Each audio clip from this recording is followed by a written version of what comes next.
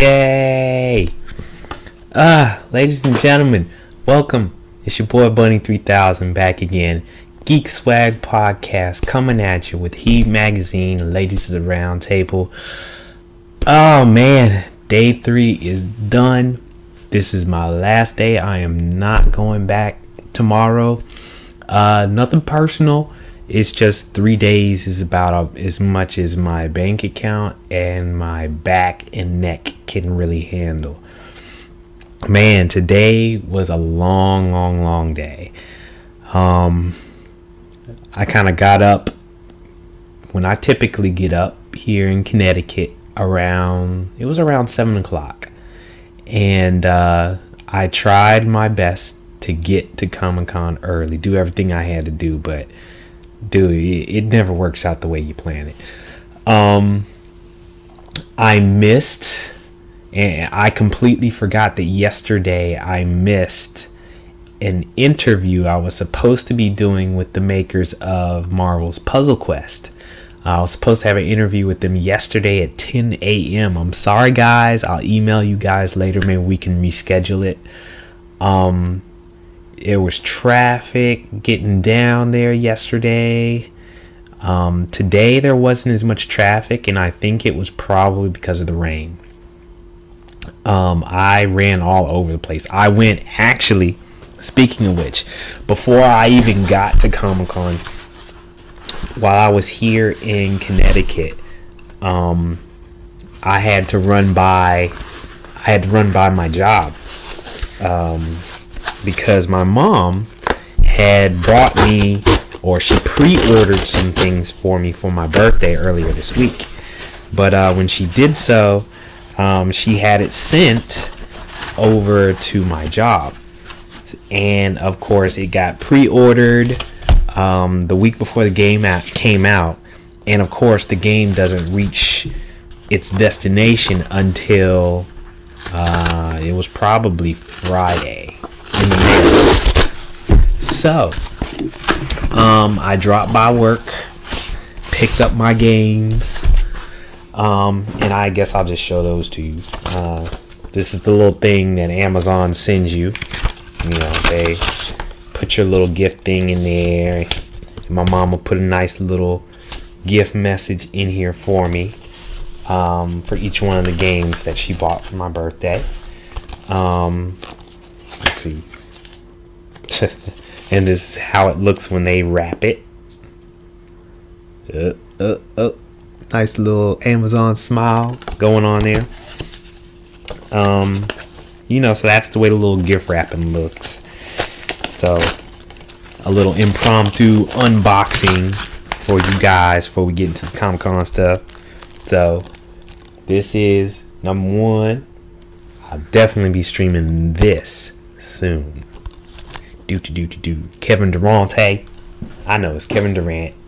I've got a guy at work that actually works with me. His last name is Durante. So I always laugh at how close their names are. He's Filipino, and I play around with him all the time. He's a cool dude though. And then the other game that I was quite excited to get, Nostromo Edition. Dude, I'm gonna wear this game out. And actually, little sidebar, I have something that I'm getting ready to use. The second I put that in, I'm gonna use this. These are some Turtle Beach headphones that I'm going to be doing a review on. They are the wireless XP510s. They are Bluetooth wireless, so it'll be very interesting to see how these hold up to the wired ones that I have, that they sent to me for review. So thanks to Turtle Beach for that. I'm gonna check this out maybe tomorrow night. I might do like a little live stream of my first playthrough of Alien Isolation to see whether or not I can actually pull myself away from Shadow of Mordor. So I'm gonna put this away real quick. But that was my morning. I got all hype. And, you know, I got all hype and picked up those games. Ran and got me some breakfast. And by the time I did all that, it was probably close to about 10 o'clock. So all the way from Connecticut, I drove about an hour and some change, almost an hour and a half, I think it was. Went and parked, did my little 15-20 minute walk in the rain. Oh, even before that, I had to run to Walmart and Dollar Tree and all those other places to try to see if I could get a poncho, because I wasn't 100% certain where I was going to get it in the city. I knew that I could get a poncho somewhere in the city. I just didn't know whether there was a place from where I was parking over to the Javits Center that was going to sell it.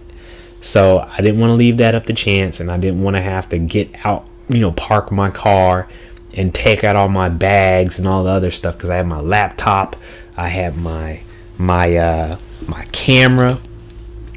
You know, I was lugging around this camera around my neck, this Nikon camera that I have around my neck, and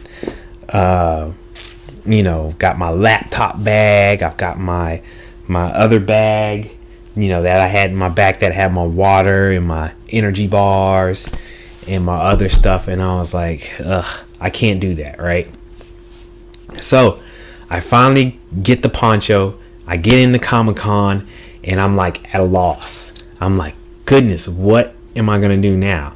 So and again, once I get all my stuff together and download all my pictures and all other kind of stuff, my videos, I'll start piecing all that stuff together after I finish writing my articles.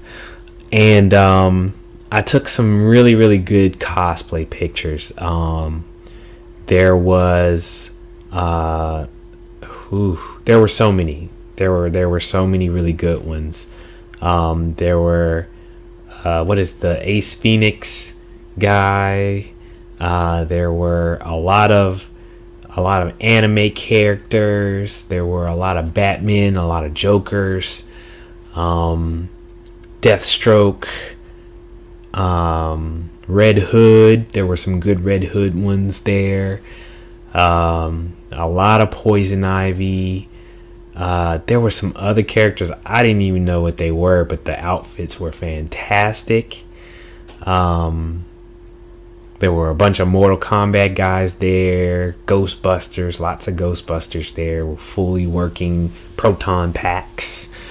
I kind of walked behind a huge line of Ghostbusters. I can't remember. That was yesterday. I'm sorry. That was yesterday I walked behind them. What else was there? I didn't get into as much when I went over towards Artist Alley as I did yesterday, because I went over there because I knew if I was going to go over there I was going to buy something. So I decided, you know what, I'm going to tone down on that, and I'm actually going to go look for some comic books. There were some graphic novels I was looking for. I was trying to see if I could pick up any of the Aliens graphic novels that held the miniseries that they were talking about from Dark Horse. Of course, I couldn't find any. The 2 or 3 places that I went to, they didn't have any. But I will show you what I did get. I remember Frank Miller, my sister, always showed me some of her comic books and stuff whenever she got them back in the day, trying to get me into reading them. And one that I remember vividly back in the day was Martha Washington. And so I found this one for $5, Martha Washington Goes to War. I want to say this is a sequel because I thought the other one was Martha Washington Saves the World or something like that. So I picked this one up. I honestly don't remember the original story that well. So I'm thinking that this will probably refresh my memory and it'll expand upon it. So I'm really excited looking into this one. My sister actually was looking to see whether Dave Gibbons was there. He, I think, is the artist for the book, and to see whether or not I could get like a signature or a print or something like that from him. So, you know, Martha Washington, definitely go look this up. Frank Miller, great story, great character. Also, I picked up, you guys know I'm a big D&D fan. I love Drizzt Do'Urden, and I don't know how to pronounce his name right. And you know, they've got a comic book series, and this is one of the ones that I picked up. This is a graphic novel. There's some more new books that are out that I haven't even gotten around to getting into. But you know, I figured the graphic novel is probably a pretty interesting story as well. So checking this one out. I'll probably wait until I get the rest of them before I dig into this one, because I think this is book 5. But hey, it was $5. I figured I'd snag it, so I did. And the last one that I picked up that I saw in there, this one is Black Panther Power. So I've never honestly read a Black Panther comic book, so I saw this one in the bin, and I was like, hey, what better way to start than just grabbing a graphic novel? That's how you do it, people. So I grabbed that one. Also, while I was walking around, I noticed that this was being promoted. I don't know if you guys have seen this movie yet. VHS.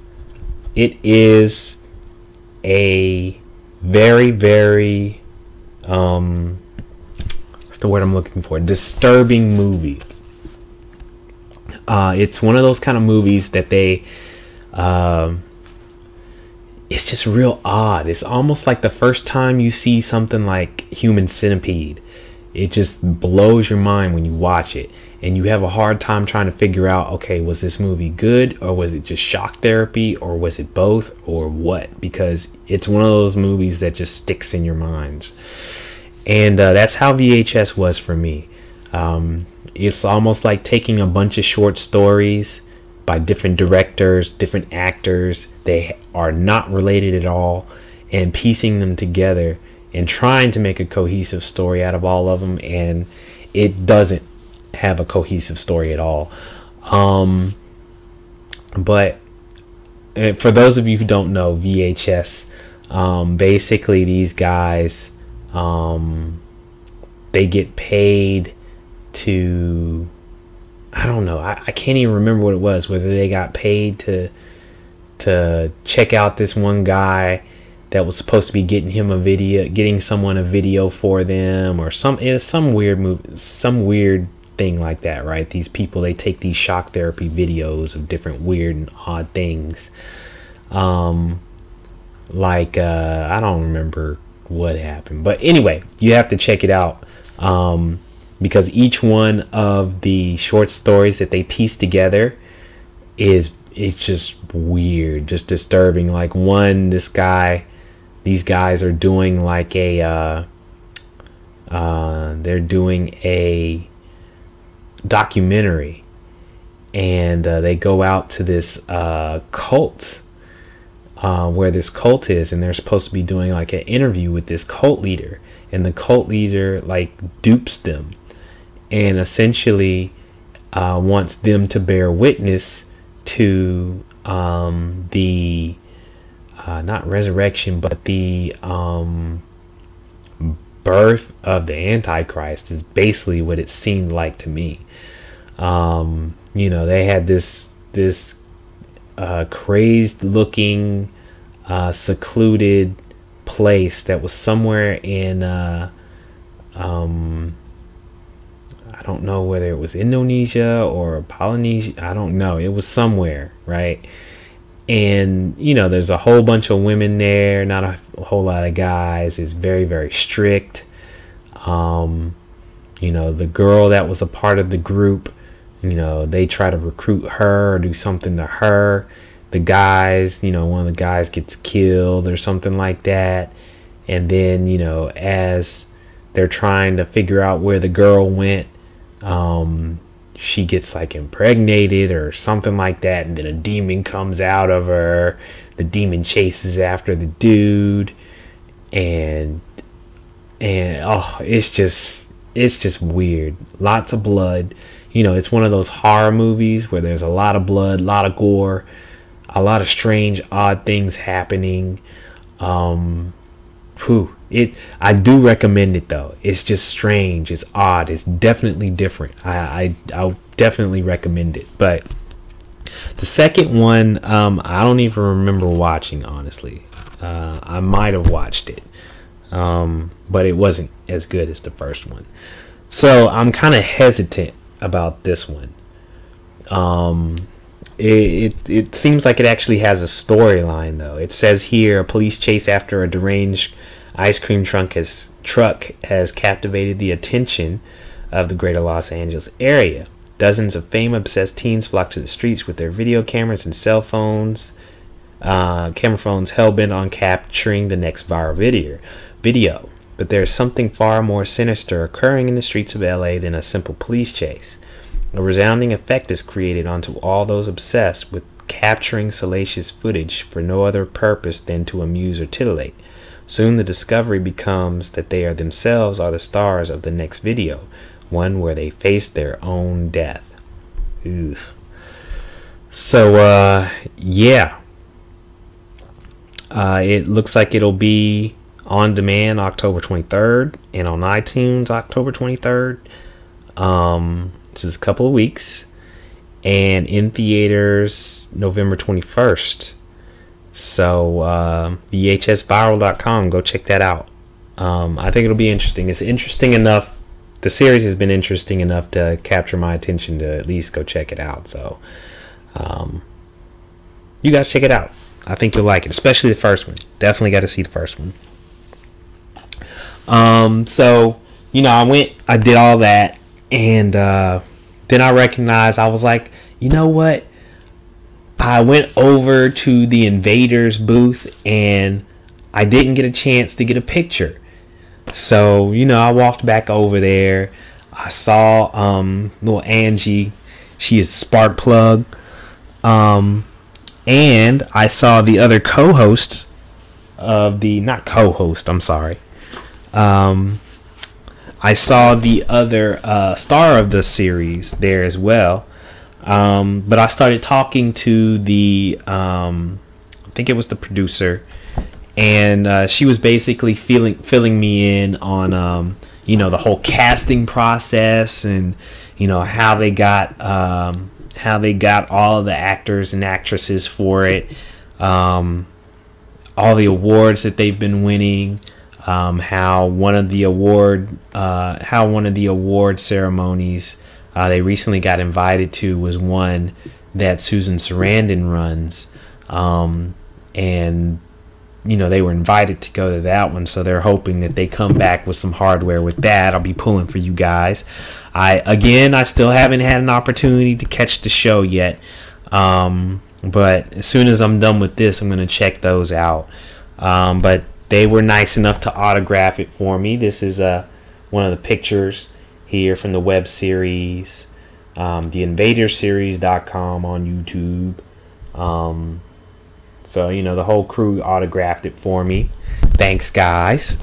So I'm definitely going to go check that out right after I finish this. And then probably do like a little review and let you guys know what I think. So, yeah, I checked that out. The rest of the time, I actually went to the Powers panel, and I wrote up a really big article on that. Eddie Izzard, Noah Taylor, and a bunch of other really talented actors and actresses. They're in the midst of you know, recording episodes for the series that's going to be on PlayStation. They said that the very first episode that's going to be out this fall is going to be free. The very first, free for everybody. The very first season will be free for PS Plus members, and that probably means that, of course, the next seasons that they make are you're going to have to pay for, even if you have PlayStation Plus or whatever. But it's exclusive to PlayStation, so it's like their exclusive TV series, kind of, hey, you know, we're going up against Netflix and Microsoft and whoever else is doing their own exclusive shows that aren't on quote unquote TV. So this one's getting a lot of really, really good, not press necessarily, but there's a lot of buzz around it. Mr. what's his name, Bendis is the writer, and there's another writer that's a crime novelist, Charlie Hunter. Actually, you know what? Let me stop messing this up and let me get my notes, because I took a bunch of notes. I honestly had never read the book, so it was, you know, interesting to hear about it. Brian Michael Bendis is the comic book writer, and Charlie Houston is the novelist. So, you know, they actually cast a lady named Susan Hayward to play Dina Pilgrim. Noah Taylor is playing Johnny Royale. Eddie Izzard is playing a character named Wolf. I didn't catch the name of like the star, but the guy that plays Detective Christian Walker was there. He wasn't there. He was still in Atlanta. They also had a girl named Logan Browning who plays Zora, and it's a very diverse cast, so I thought that was pretty cool. So yeah, it's gonna be interesting. There's some comedy in there, but there's definitely a serious, gritty, somewhat complex storyline to go along with it. So it's not lighthearted. I mean, it's lighthearted, it seems, from the trailer that they showed, or trailers that they showed, but it seemed as if there's a lot of complexity to all the characters that they're hoping shines in all of the different episodes that they have.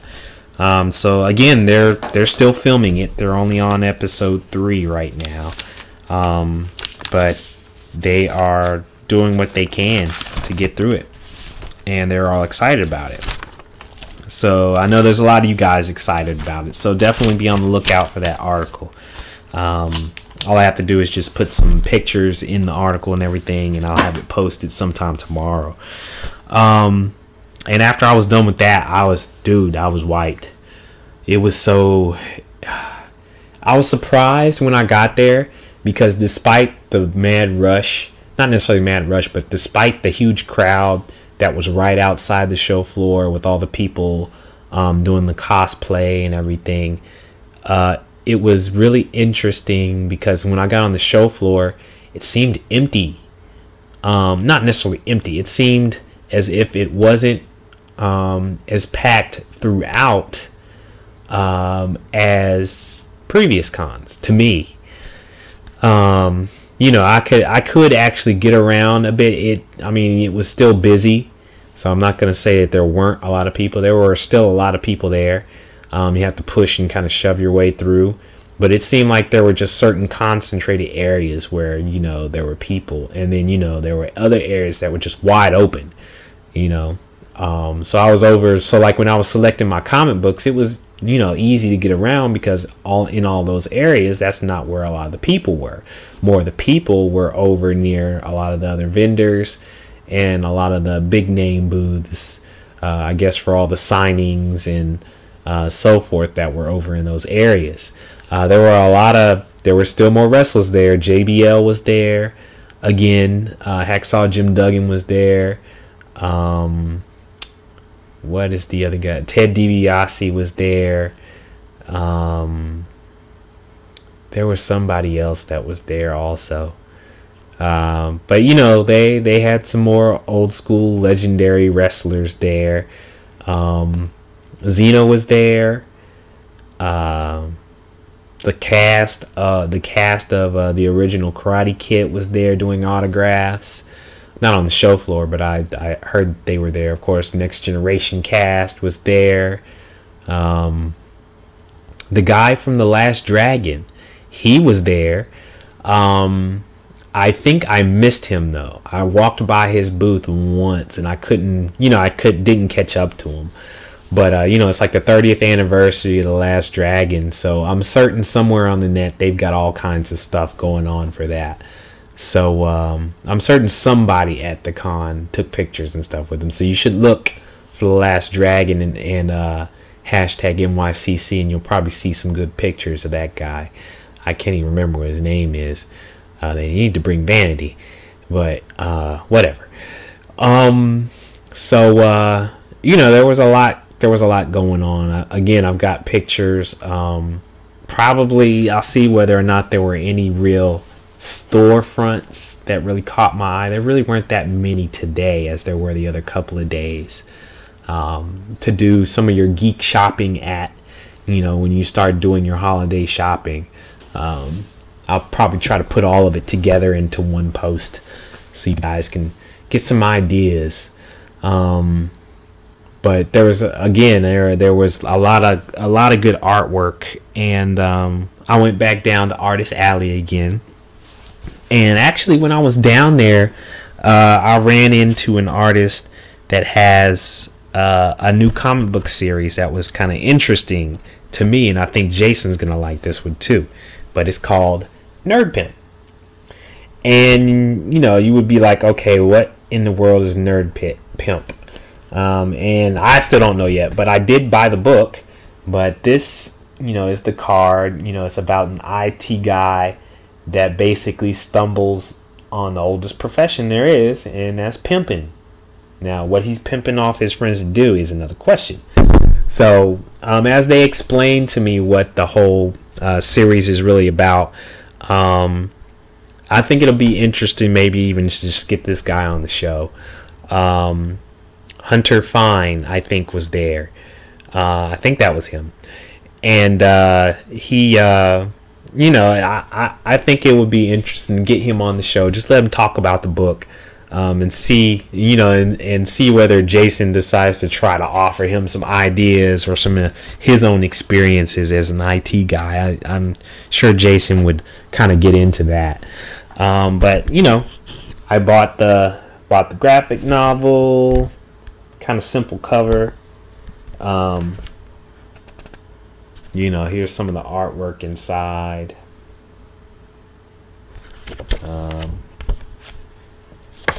Just a little bit of preview for you guys. Nerd Pimp. So yeah, I'm gonna check that out also.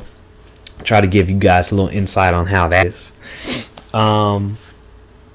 But yeah, that, for the most part, that's all I really did. I really didn't do a whole lot more. I was going to go to the Future of Video Games panel. It was closed. I thought about going to a couple of other panels also, but I was just so wiped. Trying to get into some of those panels is really difficult. Actually, I met up with a fellow blogger, Marcus. I think his last name is Anderson. We caught up with each other over in Artist Alley. Actually, he's doing his Constantine cosplay while we were there, and he had just actually come back from the Daredevil panel, which from what I heard was very interesting. They showed trailers from it. They announced that Rosario Dawson is going to be a character there, and of course she wasn't there, but the rest of the cast was. Apparently he was very, very excited about it and felt like this was the very first time that it's getting the fan service that the character really deserves. Of course, Daredevil's kind of a not necessarily new, but he is a different kind of hero. Mainly because it's not he doesn't necessarily have superpowers, even though he kind of has like super enhanced senses that makes him dangerous. But we'll see how that turns out, because I know that Daredevil is really supposed to roll into the rest of the what's the name of that group? I don't know, but you know, there's supposed to be Luke Cage, Daredevil, and a couple of other heroes that all come together. Heroes for Hire, I think it's called. I don't know. But Netflix is going about their superhero goodness in their own way. So it'll be interesting to see how that comes out in the whole Marvel cinematic universe, because it will be tied to it from my understanding. So it'll be interesting to see how that turns out. I'm excited. I want to see it. I'll have to go on. I'm going to go on the trailer, go online and pull up the trailer and put that on along with this. So yeah, day 3, it was a success. I enjoyed it. Again, it was a very, when it comes to video games, it was a very, very thin show. There weren't very many video games there. And of course, I mean, hey, it's a Comic-Con. There's supposed to be comic books and movies and TV shows there. You know, it's not really supposed to be a video game con. But, you know, still, I was still anticipating somebody more being there. But anywho, they weren't. I'm fine. I'll get over it. But I was very happy. I had a good time. I'm so ready to go to bed though. I'm tired. I want to get these articles out. So what I'm gonna do is I'm gonna let you guys go, and I'm gonna go. And one more shout out to the invaders. Shout out to Mark Sanderson. Shout out to Mega Ran. Thank you so much again, repeatedly, for allowing me to use your music as part of our intro for the podcast. I don't always get the podcast intro together quite well, because it's harder. Because, you know, right now I'm just doing a regular Twitch feed with just my camera. So, you know, I have to use Google Hangouts. I'll figure out how to do that. But, oh, even before I go, one of the interesting things that kind of happened today, I think it was today, or was it yesterday? Yaya Han was at the show Friday, and as she was leaving the show, somebody decided to grope her, and she didn't really go off then, but she went off today. I shared one of her Facebook posts, and she wrote an article basically in a Facebook post, where she basically was looking at how people were responding to some of her tweets and some of the things that she posted as a result of the incident, I guess you would say. And trust me, there were some extremely risque costumes out there. I mean, some of the girls that were out there, you could tell that, hey, you know, they've got all this stuff on, they got makeup on, you know, they're busty, but you know, they've got it mostly covered up and everything. But all of a sudden you turn around and her ass is hanging out of the back of her suit, and I'm like, oh, okay, I'm not certain how the ass in the back goes with the rest of the outfit, but that's how she chose to do it. And I think Yaya kind of was keying in on that, because I think some of the dudes were saying stuff about, I don't even know what they were saying. I think you guys should just read the post, make up your minds in terms of what she's trying to say for yourselves. It was a very long post. I haven't even finished reading all the way through it, but she was very passionate about it. She was very upset about how she was treated. She was very upset about some of the views that other people had about the incident and about how some cosplayers dress, period. And she was kind of upset about it. I mean, you know, she's top heavy herself, but a lot of times she makes a point to, you know, I mean, she has them there, but they aren't out. There's a difference between it being there and them being out. And I think she kind of had an issue with some of the cosplayers or whatever that would complain about how they were being treated, despite the fact that, you know, it's all out there almost, you know what I mean? So you guys go over there, check out what she said, sound off on it, let me know what you guys think. But again, it was a great con. I had fun. I can't complain. Well, I can complain about some stuff, but I mean, I enjoyed myself. What can I say? It would have been a lot more fun if Mr. Dirty Helmato was there. He wasn't able to go, unfortunately. Stuff came up. But you guys can go holler and scream at him for me and tell him how foolish it was for him to miss out. But we'll get him there next year. We'll get him there next year.